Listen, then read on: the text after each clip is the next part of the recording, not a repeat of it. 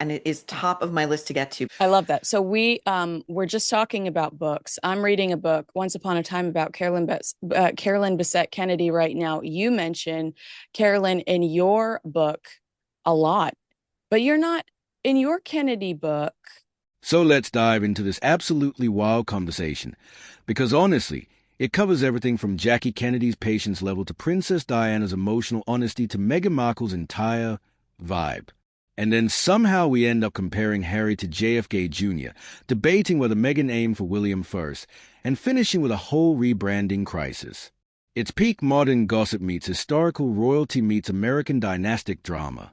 Buckle up. The whole thing kicks off with the claim that Jackie Kennedy wasn't exactly dazzled by Princess Diana. And honestly, when you think about it, it makes sense.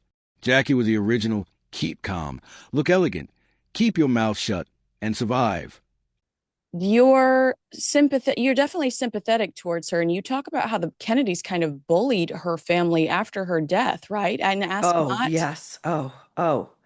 Oh, they were brutal to the family. I mean, again, this mother, Anne Freeman, who lost two of her three daughters.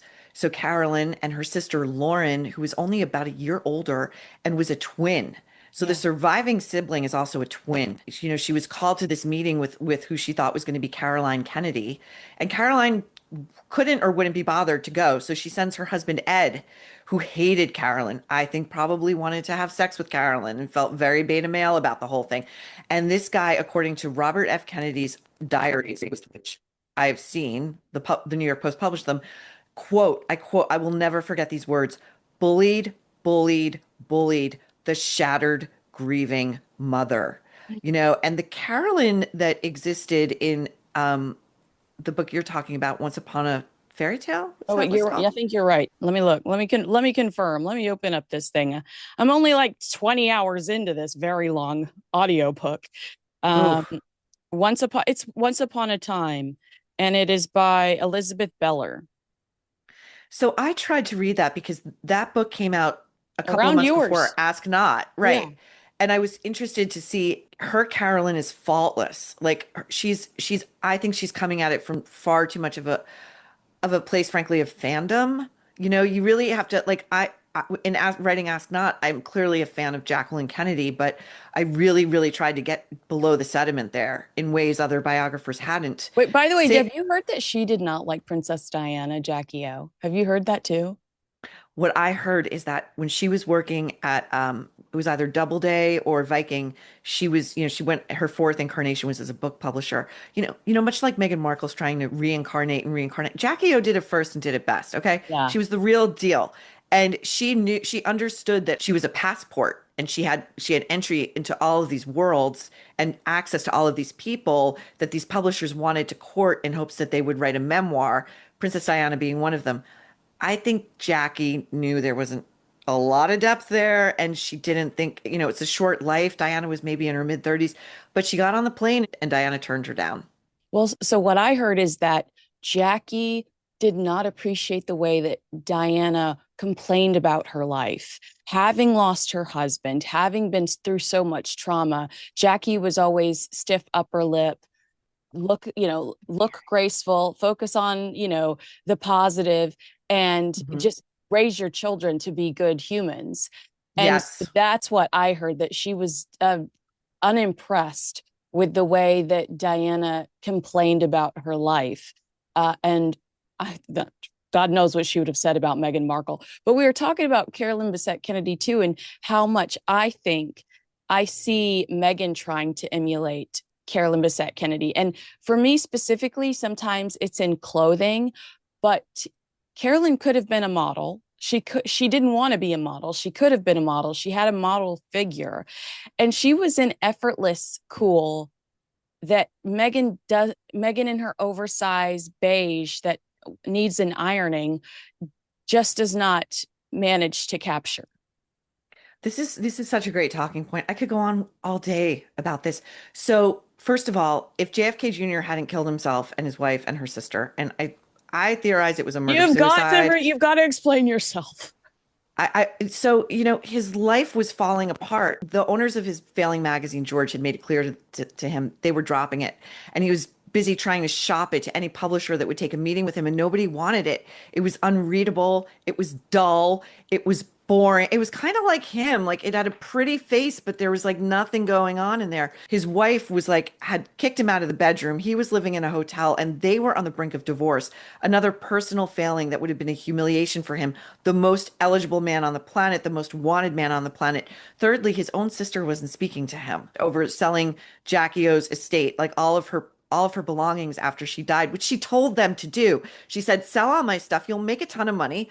He didn't want to do it. She did it. They did whatever. And then he griped. He went into the office and had the like temerity to gripe to his low paid staff. Like, I only got 100 grand out of Sotheby's when that whole was done. So this is who we're dealing with. Again, I don't know whether he was dialed into this wish or not, but like he was told and warned by multiple pilots on that tarmac, do not go up. Yeah. I'm not going up tonight. It is too foggy and dangerous. He was not instrument rated. He turned down an instructor who said, "I will go up with you." He was hobbling around on crutches. I would take somebody said I would wait, and he said no chance. She lived through the assassination of a husband, relentless public scrutiny, her own traumas, and she still managed to keep that polished marble exterior intact. So when Diana reportedly complained about her life, Jackie allegedly thought, "Go, seriously. It's not mean, it's just a generational divide." Jackie was old school stoic. Diana was a new era of emotional transparency. Jackie didn't get it, didn't like it, and according to this conversation, definitely didn't respect it. And the funniest part? The hosts basically go, if Jackie didn't like Diana complaining, imagine what she'd say about Meghan Markle. And honestly, that is a hilarious mental image.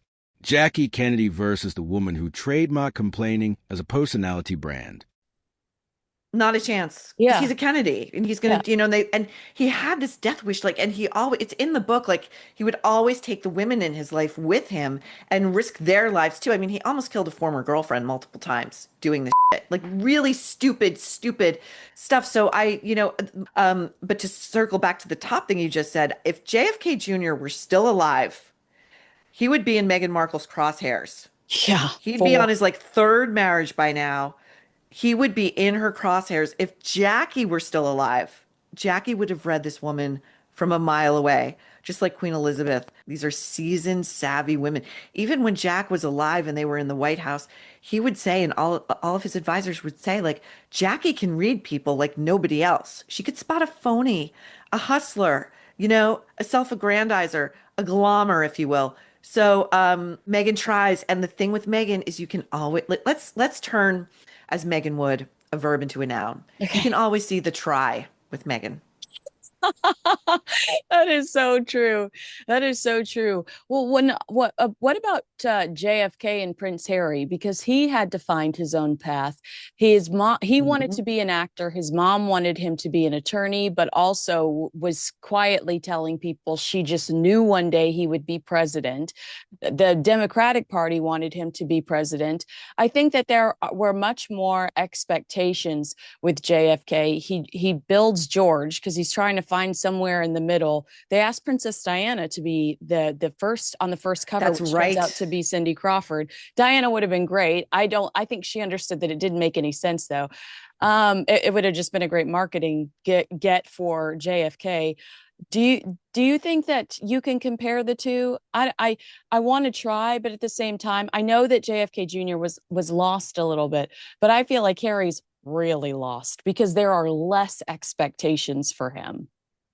Kinsey, this is a fascinating comparison, and I think the key difference is social media, which did not exist in JFK Jr.'s lifetime. And he had a media that was in thrall to him.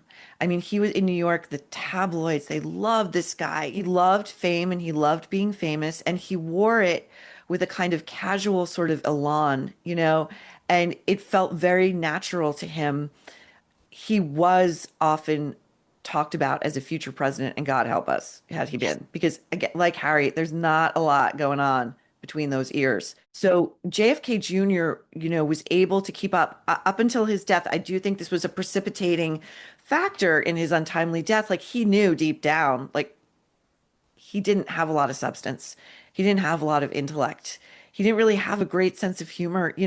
He was just this sort of indulged, entitled, overgrown kind of brat. His best friends would be like, That's the deal. You want to hang with him, you got to indulge everything. He never heard the word no, Ugh. and there are a lot of similarities with Harry. The difference being now with social media and these sort of unmediated parasocial relationships we now have with celebrities, we can see a lot more behind the veneer. They had constructed such a well-oiled, like professional and personal artifice for him. And he had an identity. He was the roguish younger brother, the cheeky prince who could be a little bit more freewheeling because he didn't have the throne, hanging over his head. He's purely animated, it seems to me, just my opinion, by rage and by jealousy. Yeah, I agree with you. Uh, there's also the fact that, I mean, I think if social media would have existed at the time, I wonder if JFK Jr.'s star would have fizzled a little bit, because we've seen that shift in like, now it's not movie star, TV star, political star. Now it's just like influencer. Jackie would have needed a Xanax. Then they pivot to this comparison between Meghan and Carolyn Bessette Kennedy. JFK Jr. as impossibly chic, cool, minimalist wife who defined 90s style in a way no one has replicated since. And look, Carolyn was effortlessly stylish. She looked like she woke up flawless. Meghan looks like she just rolled out of a Pinterest board called Minimalist Neutrals, but forgot the steamer. It's not that Meghan can't dress. She can, but she tries too hard. You can see the effort, the calculation, the does this photograph well. I mean, 3 million people might know who this person is, but I don't. I cannot Right. recognize that person at Coachella. So I wonder if Right. social media would have dimmed that light a little bit. And with Harry and Meghan, I think it's elevated them. But I know that that they're discouraged by the comments that they see their critics say online, because God knows that's their place that they sit and stew. I'm sure that they did not like some of my comments this week about the Daily Mail report that Prince Harry approached Earl Spencer, Princess Diana's brother, at his Althorpe estate, when I think it was probably the last time he visited the UK, we suspect, because I do know he went to visit his mother's grave, and Hmm. said, "What do you think about me taking on the last name Spencer?" Now everybody's like, this is the ultimate swipe at his family. I think it's more than that. I think it's this obsession Harry and Meghan have with being compared to Princess Diana. They Hmm. see that this is an opportunity for them to monetize her popularity and everybody's love for her, which is just not going to go away.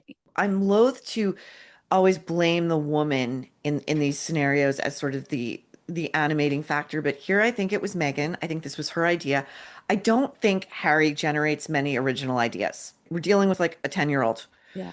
Uh, and I think it was her idea because I think was it you who said this? I think in an email to me, it's sort of like then the daughter Lilibet becomes Lilibet Diana Spencer. Yeah. And now we're getting into the part of the alien movie where the alien subsumes the host. And Megan is trying to subsume the dead host that is Princess Diana.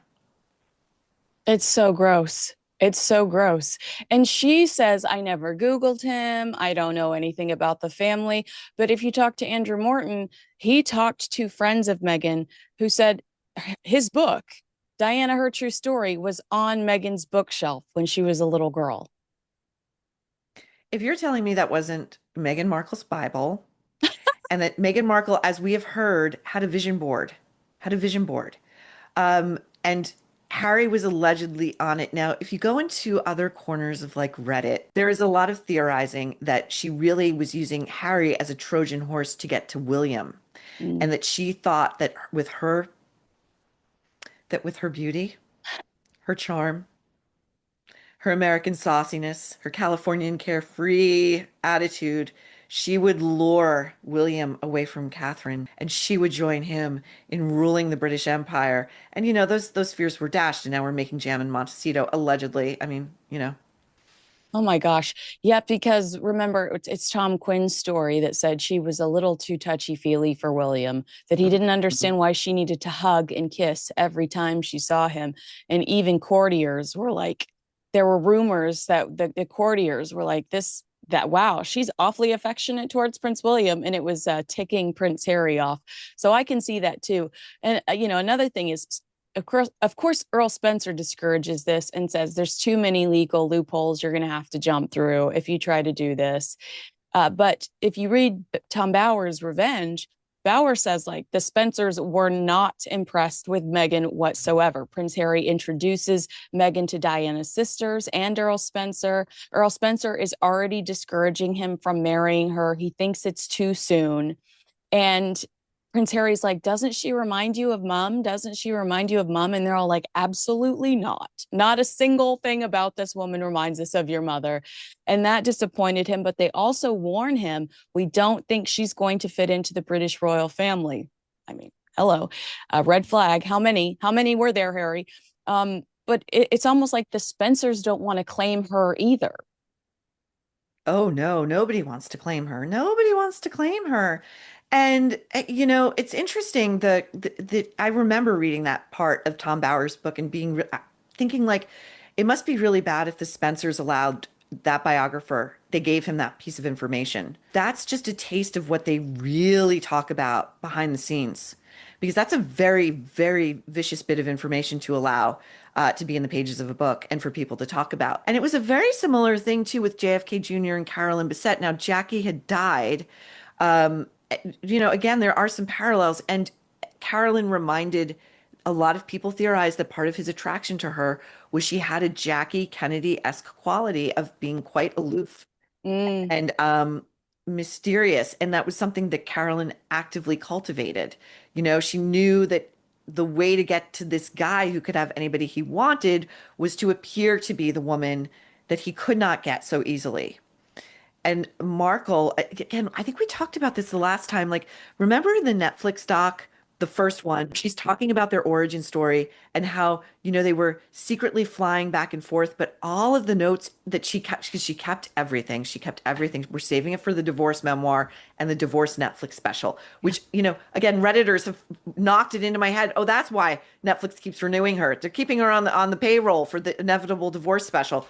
Right. It was her, it was Meghan who was actually working a job.